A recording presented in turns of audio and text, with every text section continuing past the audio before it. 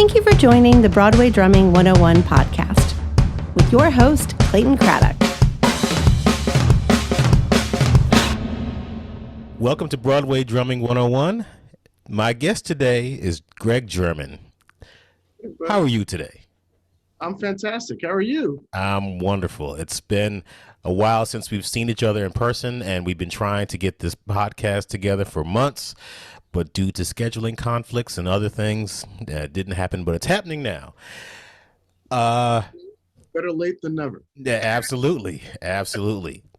You were born in Long Island. Long Island, yep. Being in Long Island, people generally have houses. Did you have a musical memory where you saw somebody playing drums at another person's house? Did you see somebody on TV? Did you have a musical family? What was your thing that made you say, you know what, I want to play drums? Kind of all of the above. Oh, wow. Yeah. Well, the thing is, my father is a musician. So my dad is a saxophone player. His name is Germann, and he used to play with Lionel Hampton's band. You know, he used to work for, there was this contractor like before like Keller and those guys, there was this guy named Mel Rodman, and he sort of did all the Westchester. So my dad actually did play with the Temptations. Like, oh, wow. You know, he would get hired to play like with the horn section, do like a one-off or whatever in Westchester. And so, music was always in my house. But the thing that's funny is my dad was sort of a, like kind of like a jazz, it's like jazz and nothing else kind of thing. So, well, not jazz and nothing else, but like he didn't want me just listening to like rap music and heavy metal and all that stuff. So when I started playing drums at school, he made me a mixtape that had like, Joe Henderson, Buddy Rich, and hearing Buddy Rich was like the thing that made me go, okay, he's just playing rudiments just a lot faster and a lot cleaner than I probably ever will. But it inspired, it was that choice where like I could inspire to try to be great like that, or just be like, I don't need to do this. So I decided, like I think it was like the bugle call rag, and I heard him go blah blah blah blah blah blah blah blah blah blah, like it's all like flams, and I'm like, that's amazing. I was like, I want to do that, and then the first drummer I saw live was actually Billy Cobham, and I just remember, was it the Red Baron, the one who's played and the double bass thing at the very end? I was just like, I've never seen that before. That's so cool. And then the next like big thing that I remember, I mean, I saw a lot of concerts, but the thing that really hit me was, I think I was a junior in high school, and that's when the Miles Davis tribute band came out, and that was like Tony Williams, Wallace Roney, Herbie Hancock, Wayne Shorter, and Ron Carter. But what was cool about Westbury is they did the thing where like Tony would play and he'd face you, and then they would shift it, and then you see the side of him, and then they shift it again, and then you see him from the back. Oh my God! All of that, like Tony, like at all the angles, it was like the coolest. It was just the coolest, and the energy and just the ferocity he played with, the vibe, everything just, it's wonderful. Wait, that's the same thing. It's the way he plays the rudiments, just like, Swiss Army triplets around the drums, but it's still the same stickings. It's just he does it differently, So then I started connecting the dots. That's kind of what I'm trying to say. That was that theater that's in the Round in Long Island. Oh yeah, I played there once, and it's very cool to have that stage turn around. Man, that must have been a treat to actually watch Tony Williams from all different angles before YouTube. Absolutely. It was way before YouTube. I mean, when I was in high school, I used to come home every day, and there was this video. If anyone's a Tony Williams fan, it's like one of my favorite things. It's called Tony Williams Live. I might even be on YouTube now, but live in New York. And he just plays like this opening drum solo, like, and it's like, it's just the power he played with, but so clean at the same time. And he's doing like, eventually he plays, I think, like Blackbird and songs that but he does like different jazz arrangements of it and stuff. It's just a really cool, and just getting this, I would just watch it and like see how he like moved around the drums and just try to emulate, then I go downstairs in the basement and try to emulate that for like the next 2 hours and, you know, do the same. Yeah, I kind of did that like every day for like months. And I became obsessed with this video, you know. But it was funny because there was always like stories of him, like, you know, because he was playing with Miles when he was 16, and everyone thought he was like this like super like jazz head. And well, he had like posters of the Beatles like hanging on his walls, and because he was a kid, you know, he emulated Ringo. He wanted to be like Ringo Starr, which is kind of really fascinating. It was so fascinating. I read that in Modern Drummer. I never asked him about it.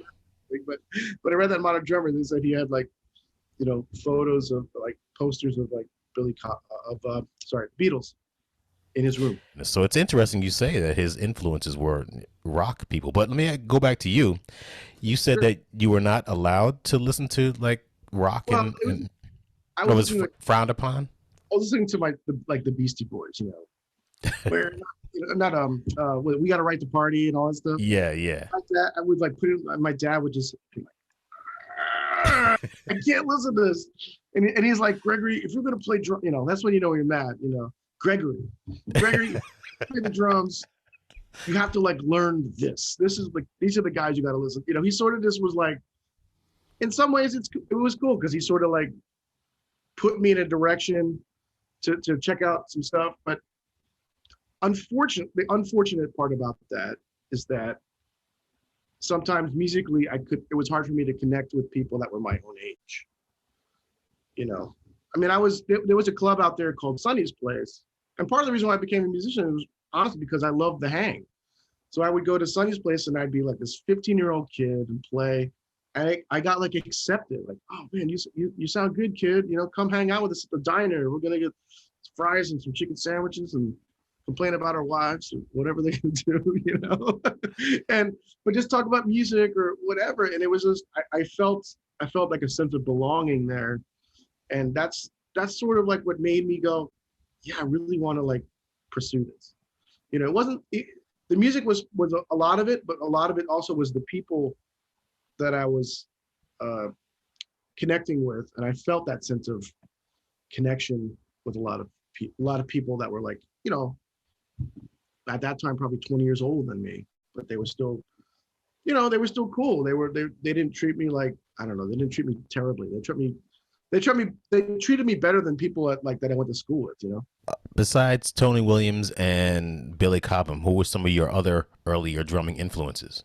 Elvin Jones, Lenny White. I mean, it was David Garibaldi was probably the biggest, because even though because my dad's a horn player, he always put on like the Tower of Power records and stuff like that, and also but actually Tito Puente. My dad played in Tito Puente's band for a little bit.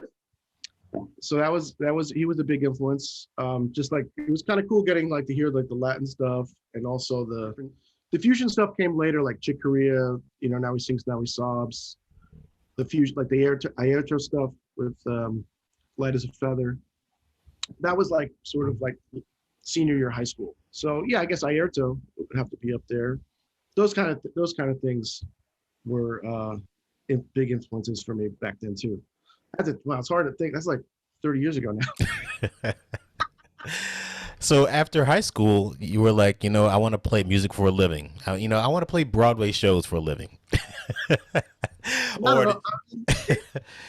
Actually, that was not the case at all. But the whole thing about, I guess for me, is you just adapt to your life. Like I was pursuing so like after like college, I was in town playing jazz gigs, but it was just tough to like make a living doing it. You know, it was like I would do like 3-4 gigs, you know, a week or whatever, but I was making like $200, and it's like it's hard to make that stretch, you know. And even though like some of those gigs were like, you know, you play at the Blue Water Grill for like 6 hours and you're just playing brushes and you can't even hear yourself, and it just didn't feel like musically satisfying. So I did this let me rewind a second. So when I was in college, where'd you go to college, by the way? Queens College. Okay. So when I went to Queens College, someone called the school and said, "Hey, I need a drummer for this musical. Can you recommend anybody?" And I was an undergraduate and I was playing all the jazz recitals, and they knew that I would do, I just liked learning music. I didn't necessarily care what it was, but I liked the process of sort of figuring it out. I mean, I always tell people when they ask about like music education and in schools and stuff, it's not so much about being the greatest musician or greatest player when you're teaching these kids, but it's about the critical thinking.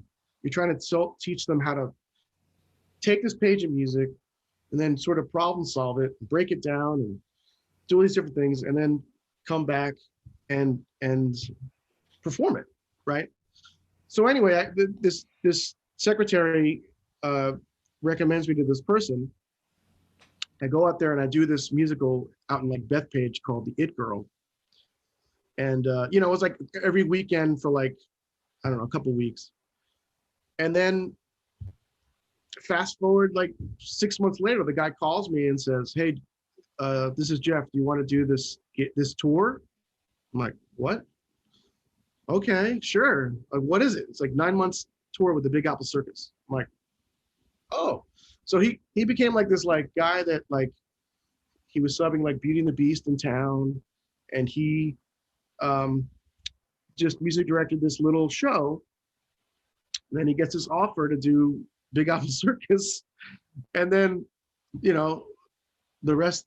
That's what's got me started on that touring journey, and it was great. I was able to graduate school with no debt and stuff like that. So, and then, the rest is history. But, there's a lot of like, I can trace my career to like certain choices or points, like I'm sure we all can. Yes. Tell me about playing for like the Big Apple Circus or, any kind of circus in general. I don't know if there is any parallels between playing for the Big Apple Circus and playing for a Broadway show. Is it more like you have to follow the conductor and you have to watch what's going on? So tell me about circus drumming. Okay. Yeah. Well, parallel. The first parallel is get your head out of the book as fast as you can. Like, because the whole thing with circus drumming, and actually my circus drumming and my first touring Broadway show, that skill came in incredibly handy. And I'll get to that in a second. But for circus drumming, just get your head out of the book. You have to watch the acts.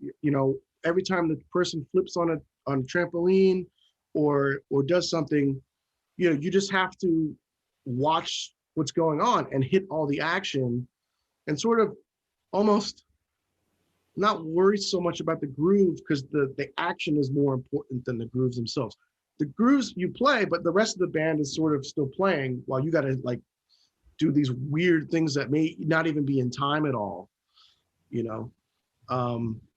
or you try to find a way to make it in time, but have like a weird syncopation or like, like you keep, depending on the song, like we did this one thing. It was like a guy bouncing on a trampoline, right?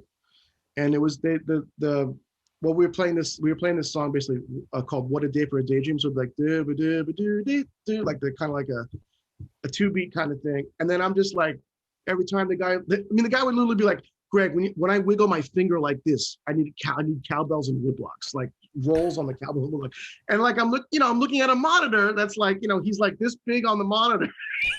He's like, it's like that sort of thing, But like, it's like, well, okay, I have to see what he's doing. So, that's what that gig was.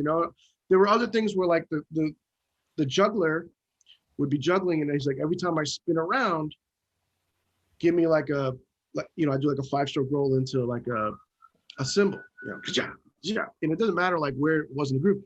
But the thing that was cool about it is we were playing, this guy Michael Amendola wrote the music, so we'd be playing the Cold Sweat groove, but then on top of the Cold Sweat grooves, they'd be playing this monk tune called Bemsha Swing. So it'd be like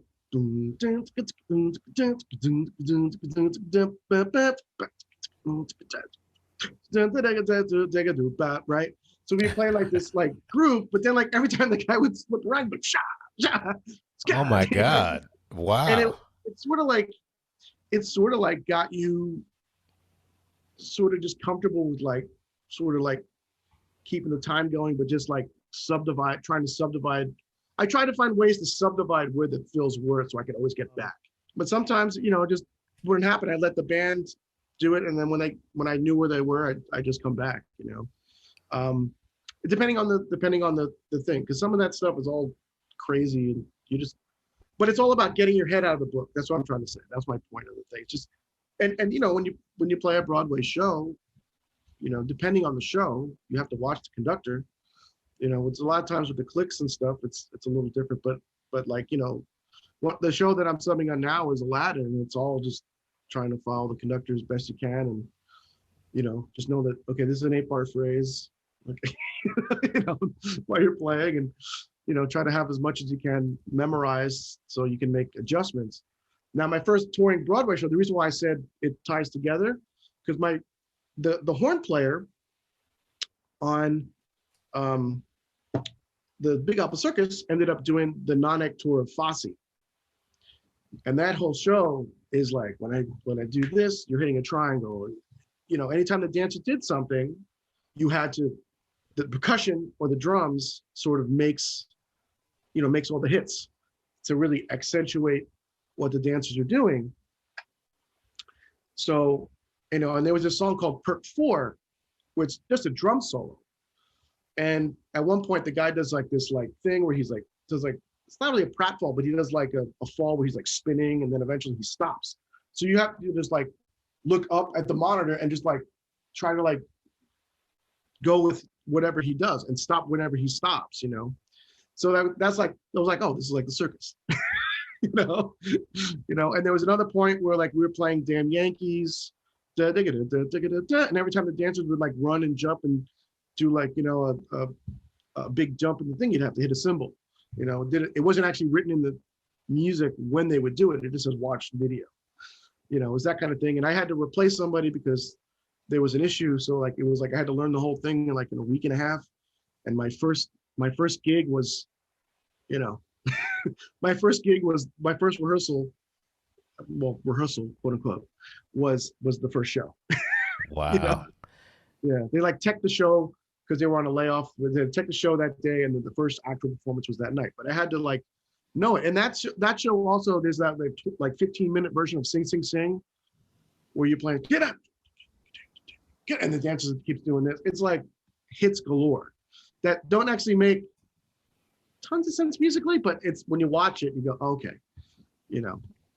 So I think that the two things correlated very early for me, as far as like, the hits are almost, the action on stage is almost more important than the music, unfortunately, but that's sort of how the business is a little bit, So for those people that don't know what it's like being on a tour of a Broadway show, what's a typical week like? Depends on the tour, but most tours, you travel Monday. Now, if you have a pickup band or you have a self-contained band, those are two different kinds of things. Self-contained is when everybody on the tour travels. A pickup band is when you have to pick up musicians in every city. So that changes a lot of things, because that means if you have a self-contained band, your Tuesday is pretty clear until sound check. So it's kind of nice because you can go out Monday night and have a night, and especially after a long travel day, you can kind of rest up a little bit.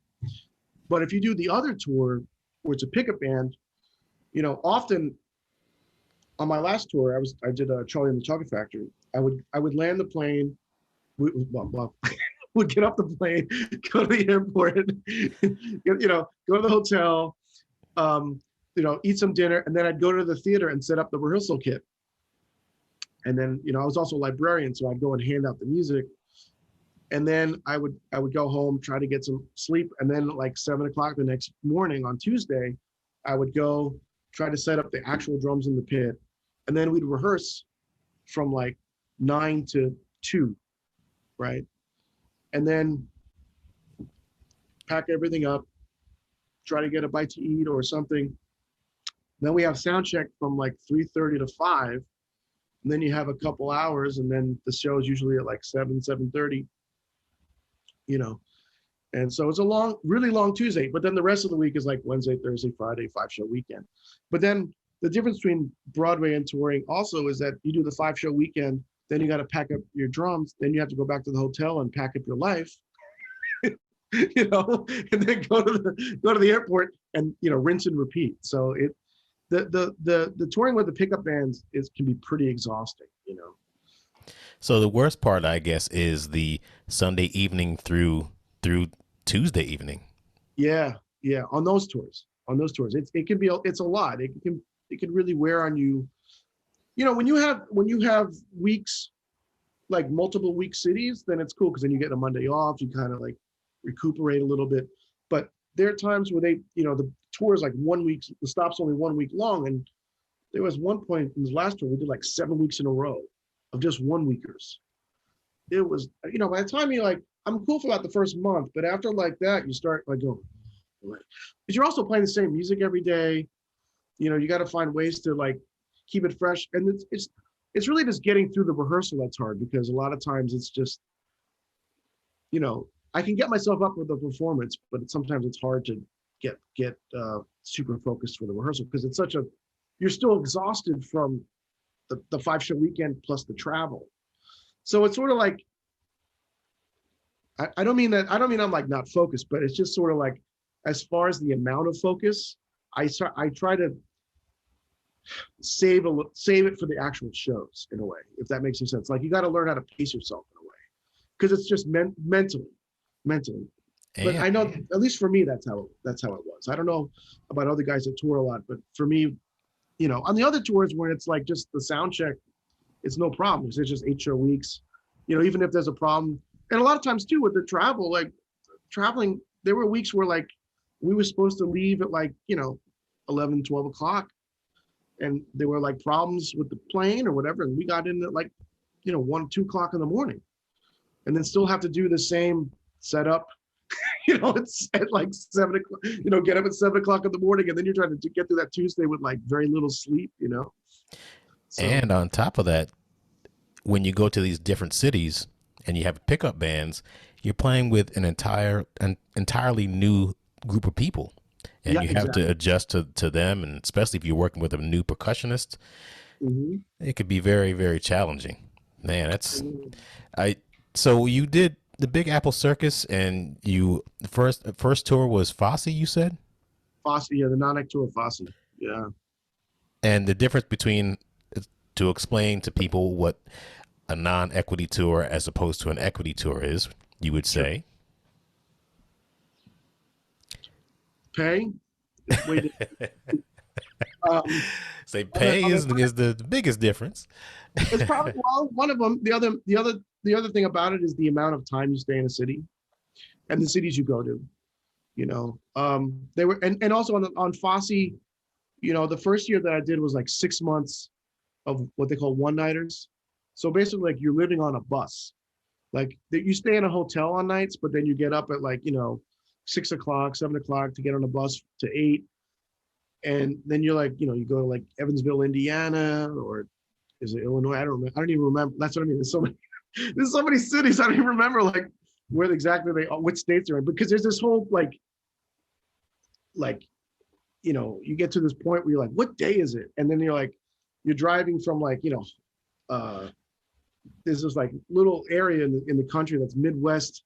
Like, you go to like Huntington, West Virginia, and then you're going somewhere in Ohio, and then you go to Indiana, and then you go. It's never just like boop, boop, boop, like a circle. It's always like you have to go. It's always 8 hours away. You know, it always seems like it's 8 hours away on a bus, or 6 hours on a bus, and it's a lot of like stopping at like strip malls to like, you know, just try to get something. So like, you know, and basically on those tours, you're doing, you know, you're dropping your stuff off, and then going right to the sound check, set up the drums, you know, and then you get like an hour off, and then you do the show. And it's like every day, you know. I mean, I'm glad when I did that, I was 25, 26. I don't know if my body would handle that as well now, to be honest, you know. Um, and the union tours, I mean, the big thing about the great of the union tours is you get pension and health insurance, all that stuff too, which is great. Like, you gotta work a certain amount of weeks to get that, and you start getting vacation pay. And I I remember when I teched Dirty Rotten Scoundrels, and I guess it took a couple weeks for like to get into the payroll, but it was my first like union like gig like that. And I'd done a couple off Broadway shows at that point and tech them and stuff. But when I got that paycheck, I was like, I was like, that much? Because at that time I was teching the 10 out of 12s and all that stuff too. So like I was like, wow, that's amazing, But I would say also a big difference when I started. It's different now, but when I started, all the people on the union tours were older. Like they tended to be. When I started, they would like when I did Scoundrels. I think I was the only person under 40 in the band. Now pretty much I feel like everyone's under 30. Oh, another question. If somebody wants to do this and, is in high school or in college and they're like, you know what, I'd love to play a tour of a Broadway show. How does one go about securing a gig on a tour? Well, I'd say the first thing is you have to let people know that you're interested to do that. I mean, the hardest thing about Broadway for me, I think starting was just figuring out the scene, if that makes sense. Like, okay, you come to New York and there's all these shows and all these people there's always musicians, right?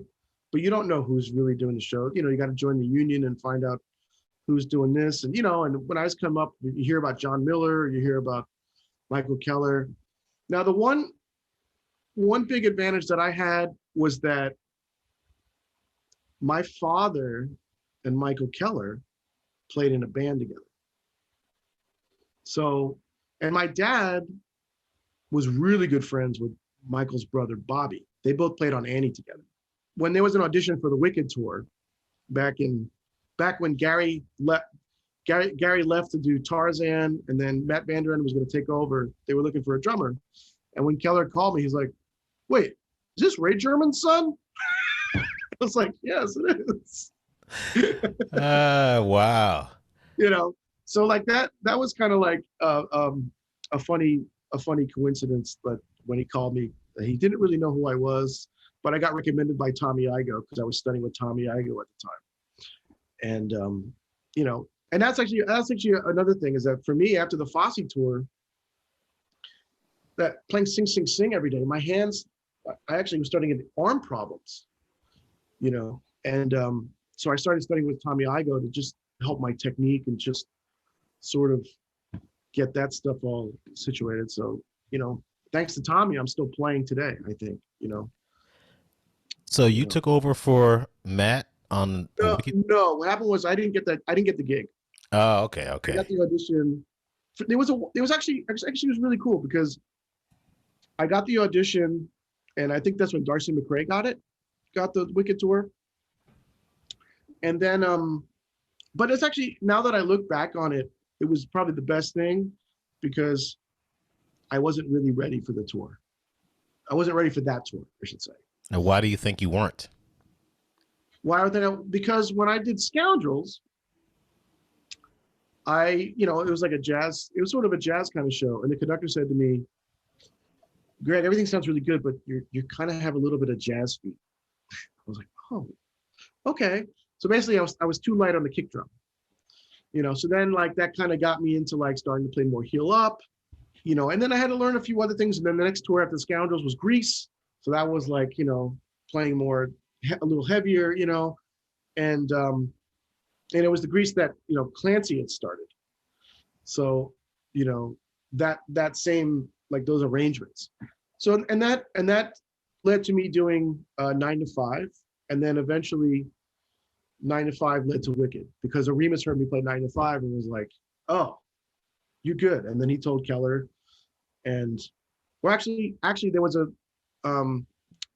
what do they call that? The Sitz probe with the orchestra reading. And in the 9 to 5 reading in Nashville, it was like Dolly Parton, Stephen Remus, Michael Keller, Bruce Coughlin, and the music director too, Martin Axe. And just goes to show you do your homework. They re-orchestrating the show, so I didn't actually have the music for the show, but I took Sean McDaniel. I wrote Sean McDaniel because I knew he did the book, and I transcribed the whole show. And basically, what they meant by re-orchestrating the show was they would just took this part and put it over here, put this part over here. It was still the same music pretty much, but we get to this da da da da da da. It's like a da da da da, and I just love the way that Sean orchestrated the drum parts. So I just did it exactly like that. And Bruce Coughlin says in front of the whole band, guys, play with Greg. He's nailing it. and that was awesome because he said that in front of all those guys. He said that in front of Dolly Parton, Stephen Remus, Michael Keller. And then 6 months later, Michael Keller called me and said, hey, we'd love you to do the Wicked tour. Are you interested? I was like, yeah. Because my tour, we had just gotten our closing notice. So it was like perfect timing, Wow, that's great. Yeah, it just goes to show you, like, you do your homework, sometimes you put a little extra and you get a lot back. Did any of these, a lot of times when people go out on tours, they're kind of out of sight, out of mind. Did you come back and seek out opportunities to sub on Broadway? I decided, like, during one of my tours, I came home and I did like one of those like gypsy housing things. And I stayed at this apartment. And I stayed at this apartment and it was like 5 guys in like one bathroom. And I'm like, and they're all like college kids, which is fine. But then there was one night where sorry, I know it's a family show, but one night I get home and there's like a guy like hooking up with a girl on the couch. I'm like, what? Oh, I'm just too old for this. It was just one of those things. I was just home on a layoff for like 2 weeks, It's like, so can I get a break? That's like, right, exactly. And like, so like for me, I was like, at that point, I was like, sort of like, all right, let me see if I do like one more tour, I can actually afford to maybe buy a place, So I that's what I sort of did. I was home for a couple of years and I was doing the wedding band thing, and I was subbing for Jared Schoening. It Should Have Been You. And I was learning Matilda, and then Jay Mack called me to do the If Then tour, and I was sort of that thing where I had some money in the bank, but because I didn't have a job, I couldn't do anything. The way the banks look at us. So I was like, all right, well, if I do another tour or two, and then so in the middle of the If Then tour, Josh Samuels calls me and said, hey man, I got called for this thing, but I sort of have to get married. Are you interested? So I ended up doing the Finding Neverland tour, which also was a chance to work for John Miller, and then that led to Charlie and the Chocolate Factory. So I've sort of been out of sight, out of mind for a while. So now that the pandemic's happening, that kind of screwed things up as far as, because I don't mind being unemployed as long as things are moving in a certain direction. But the pandemic just kind of made everything like there's no networking, there's nothing. I could write people, but it's like great to talk to you. We can meet for coffee, but like, I got to kind of like, we can meet for coffee, but nothing's happening. So, but then like the unemployment was over. So then I was just grasping at straws and started doing a lot of like educational stuff and stuff. And then out of the blue, John Redsecker texts, say, hey man, can we talk? And I was like, sure. And then he asked me to start subbing at Aladdin, and it's been great. The last tour that you did was what? Oh, Charlie and the Chocolate Factory. That ended October 2019. I did a little research and found another podcast that you were on. You were talking about how during the pandemic, just like a lot of people, found other things to do, just like I'm doing this. And you decided to do your own thing. And was it your first album that you produced, or is this just another one of several that you've done? It's the first. I have it right here if you want to see it. Yes, put it up on the screen. Is this cool? Can you see it? Tales of Time? Yes. Cool. And there's a whole story how it actually happened. When I was doing a lot of jazz things, I was studying with this guy, Clarence Penn, who played, he played with Michael Brecker, he played with not with, I think it was, Steps Ahead, Steps Ahead for a while. He used to actually play with, there's a really cool picture of his house and playing with Stanley Clarke, and so he toured with Stanley Clarke for a minute too. And I ran into him on the Wicked tour. I ran into him in Seattle. He was playing a jazz festival, and we had to be there for 6 weeks. And it was not a week I had to pack up the drums. So I went down to the club, and we sort of reconnected. We hadn't seen each other in like 10 years, because different scenes and stuff. And then after Wicked was finished, I came home and I took a lesson with him because I was, I'm always trying to improve my playing. That's sort of, because there's always some musical obstacle that you're going to have to overcome. Even in a show, any gig that you do is going to be something, that you're going to have to, so it's always best to try to improve your playing, because sometimes, we do these shows, especially on a tour, you can get really complacent with your playing, and because you're playing the same thing every day for years at a time, but the world keeps moving, so anyway, I took this lesson, and afterwards we went out for coffee to sort of catch up again. And he's like, listen, I think you should do a record, because one of my other side projects I always did was when I was on tour, I always like to keep the creativity going. So I started doing like scoring films for people and stuff like that. So he was like, listen, you already write. So just transfer that writing to jazz. I was like, okay. But at the time, this is 2014, I had just got back off being on the Wicked tour, and I just wanted to see where that momentum would lead me. So I kind of like put it on the back burner. Like 5 years later, when Charlie got his closing notice, I sort of had that like, okay, well, I'm over 40 now. Let me see if I can make like a musical statement or something to leave behind, because at that point I was playing all these shows and stuff, but I don't have anything really documenting what I do outside of a few like little films that I've done where I'm writing the music. I'm not even playing, So it was really great. Actually, I reached out to him, and as the show was closing, and I said, are you still interested in doing this record? And this is before the pandemic. This is like July of 2019. And he's like, absolutely, I still want to do it. We'll make it happen. And then we started having pre-production meetings, and we actually booked a date in June of 2020 to do it. But because of the pandemic and everything, the studios were like, we're going to postpone it. And then in the fall, when things started feeling safer, we just jumped in the chance, because what was great, the one thing was great about the pandemic is that the people that we really wanted were available. When I initially was supposed to do the record in June, we tried to get Donnie McCassin, and he was like available the day before, the day after, but not the day of the recording. So we were scrambling, looking for like horn players and looking for this and that. And eventually, like, because of the pandemic and everyone just wanted to play and do things, everybody just gave me a day rate. It wasn't completely crazy. So I was like, let's do it. Let's go for it. I already gave a down payment to the studio.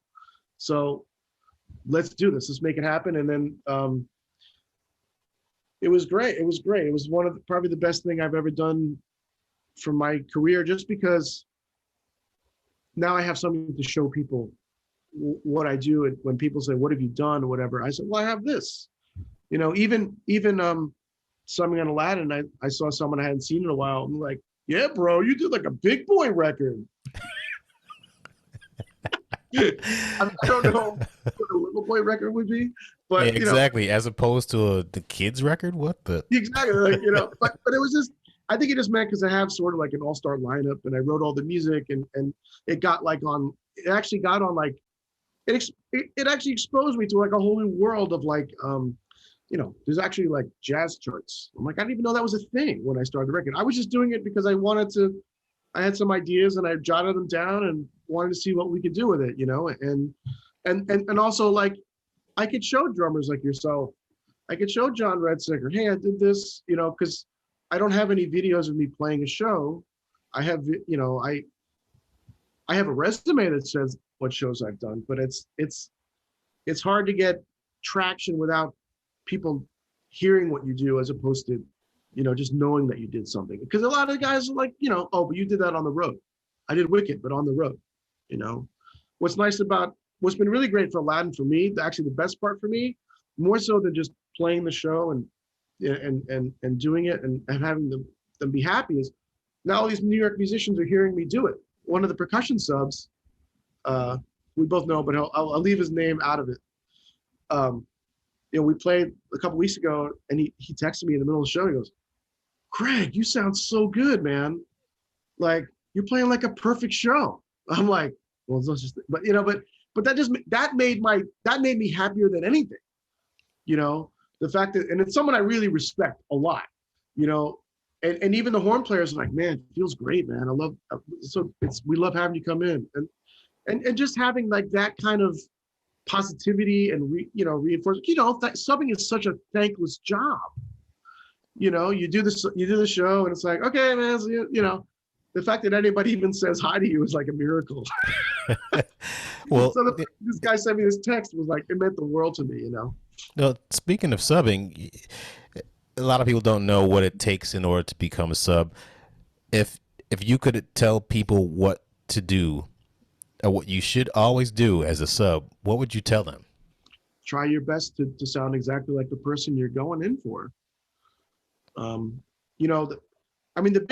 Two of the biggest compliments I ever got was one when I subbed for you at Altar Boys, Jason Lafredo.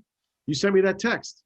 You said, "Clayton, Greg sounds like you. His pocket is like yours." And I was like, whoa. And you sent me that text. It was my first show. I was so nervous. I was afraid, because that was like all V drums. And it's like, oh God, I hope I don't hit the actual little explosion sound at one point or whatever it was, But just like the fact that he said that, and then you were nice enough to send me that. Because look, Jason was like, yeah, great job, man. And then, you never know what people really think. Sometimes you really never know what people really think. But the fact that he sent you that text, that meant the world to me. And then a couple weeks ago, I was at Aladdin, and like, I'm in the hallway and I say hi to someone, and like, what? Oh, who are you? I'm like, I'm the drummer. And she goes, oh, I thought John was here. Just little things like that. But it like, that's the stuff that makes me smile from ear to ear, because it's like, wow. Okay. I don't think I slept much that night because I was so excited. Because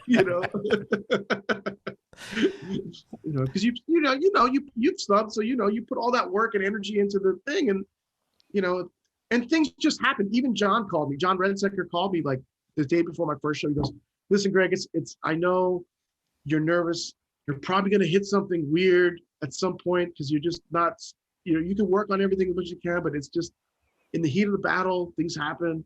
Don't let it throw you if it does. I had a pretty good show, my first show, but it was just having him, knowing his support was there, and then the band everyone was really cool, and it was one of the best experiences I've had ever subbing. I was up there with Altar Boys, was up there too, because Jason was so nice. What would you say that a drummer should never do as a sub on a Broadway show? Don't come and do your own thing. I mean, you might think it's the hippest thing in the world, but like if it doesn't serve the purpose of the show, what are you doing? Try not to draw too much attention to yourself. Treat everybody with a lot of respect. Don't come in there like you own the place, because you're really a guest. You're a guest in someone else's house in a way, you wouldn't go into someone's house and move their stuff around. I mean, I did have one show, like I'll give you an example. I did have one show where before Friend Like Me, there's all this like genie music where you're playing like Gene Krupa stuff on the floor tom. But the floor tom, the leg came loose and started falling away from me. So I'm like, I finished the thing and I'm just like, but then immediately after the show, I texted John and said, John, the drum started falling. I tried to put it back as best I could. Just come in a few minutes early and just check it out. And, John's like, I appreciate you letting me know. And also like, because you're just trying to take care of business when you're doing the show. You're not trying to cause anyone problems. But but if he has a thing like a certain height or a certain way, it's hard to know exactly where exactly it is he likes it, especially when it's falling over. You don't move it when you play. You just kind of like make the adjustment in your own playing of where the height is. Okay, that's whatever it is. I would say try not to take things for granted. At the end of the day, too, it's not like your butt on the line; it's their butt. They're the ones who are going to get in trouble if there's the main issue. Okay, don't have this guy come in again. But then, like, I'm sure you came back and you probably heard like from the actors, or what was up with that guy, right? I mean, that even being on tour, like like that happens if something weird happens, anything unusual that's not the show what they're used to hearing, they freak out about. Not just the actors, but the band too. So you're just trying to keep with show stuff. It's just about consistency. Everything you can do to be consistent. And I would say one thing also on a tour, it's not about being consistent musically. It's about being consistent as a person. Like, you don't want to show up one day and be like real moody, and then be like, oh yeah, just be cool every day and you'll be fine. But if you're one of these people, I mean, everyone's entitled to have a bad day, but you don't want that to be, oh, should I say hi to that person today? Are they going to be weird? Because that's almost as much as affects your reputation as you're playing. How did you keep things musically fresh or consistent being on tour for such long periods of time? Well, some people like to make fun of me for this, but I always like to show up like an hour before the gig and warm up and work on stuff. Even if it's like, for example, Tommy Igoe's Lifetime warm-up stuff, just like getting the hands ready. And then like, I'm always listening to music. So a lot of times I'm just trying to figure out, oh, what are they doing there? But to keep stuff fresh during the show, excuse me, sometimes I'll try, let me try the bass drum pedal, like a little different spot in the pedal today. Slightly different. Not enough that's going to affect the show, but it's going to affect how it feels to me. It's not going to be like, oh, I'm going to be dragging with the click, but it's just like, oh, there's a little different tension if I play up just a little bit or play a little bit down, and maybe I'll get a little louder sound, or just little. I find like a way to stay engaged is to play little game when you do it every day. Not when you're subbing, but when you do it every day, just play little games with yourself as far as how perfect can I make this crescendo? How can I really bring out this dimension? And you pick your spots, but that helps you keep everything flowing and your mind active, like, I mean, I see some people that are like watching like, sporting events during the show, and it's like, okay, that's cool, but like, it's kind of like, why are you here? Like, we're trying to, I don't know. I guess maybe I'm like, get off my lawn when it comes to that. But I'm also like as a musician, like I don't know. I was a musician that sort of like bums me out because I'm putting 100% in. I mean, there's days where I don't, and on the tour, there's days where you don't feel 100%, but you still have to try. The effort never goes below a certain level. It's just some days, like on that Sunday matinee, you might just be struggling a little bit, like, because you just finished the show at 11 o'clock and you didn't sleep well the night before. There's a lot of variables that also, life, the road life is all about adjusting and doing the best you can. You still got to get through a 2-show day, but it's never, the thing with me is that it's with the touring and stuff, the music is never boring. It's just sometimes it's more challenging because of various things. It's like your 7th time doing it, and I mean, I'm not gonna lie, when I did Wicked, there's a lot of those like scenes where I'm just doing like wind chimes and the Wicked Witch of the East, and I'd have a book out ready to, in between, like when I had like long rests, I would like, but that also kept me mentally engaged too. It was never like reading anything that was like super deep where I would forget to do a cue. It's like, it was just like little, like something like Bill Bryson, like where it talks about like all the different ways you can get killed in Australia or something, like, you know what I mean? Like, and then you hear like, it's like, oh, time to get ready, put the book down, grab the sticks, like, here's some kind of confrontation on stage. Okay, let's do it. Okay, here we go. And then you play it, then it's cool. And then it's like a 3-hour show doesn't feel like an eternity, What advice would you give to someone who wants to do the things that you've already done, like do tours or sub on Broadway shows? What would you tell somebody? It's like, you know what, kid, this is what you need to do. That's a great question. Learn as much music as you can. That's the first thing. And then also, like I was sort of implying, like, get your people skills together too. A lot of times, we musicians, we spend so much, and I'm guilty of it too. We spend so much time working on our craft, hanging out by ourselves, that like we forget that like other people, we have to interact with people in the band, and we have to getting started. You have to meet all these people, and you have to try to make a good impression on everybody, and just sort of learn how to fit in. That's a big thing. I mean, that's something I honestly struggled with in my 20s, just trying to figure out how that all works. How to be a good hang. How to navigate personalities, I guess would be a good way to phrase stuff like that. Because you meet some people, and some people are just entitled, and some people are obnoxious, and and some people can really get under your skin, but you still have to like try to not let that get to you and still make music at the end of the day. And some people are really great. I mean, some people are really fun, and you love them, and those are the people you try to gravitate towards. But I think part of it too is I know that I want to be someone that people gravitate towards, not be someone that is off-putting. I think as I get older, I realize how important that is more and more. But yeah, I learn as many musical styles as possible. Because like, I mean, especially now, I feel like the shows are getting more specialized. Like even a couple years ago, there was like In the Heights, and then like the Gloria Estefan show, and then there's like Come From Away, where the guy's playing like I forgot the drums. Is it a bodhrán?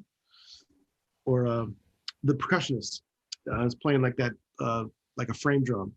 All those like different, and Larry's playing all those like different little like grooves that, I've never really heard anywhere else.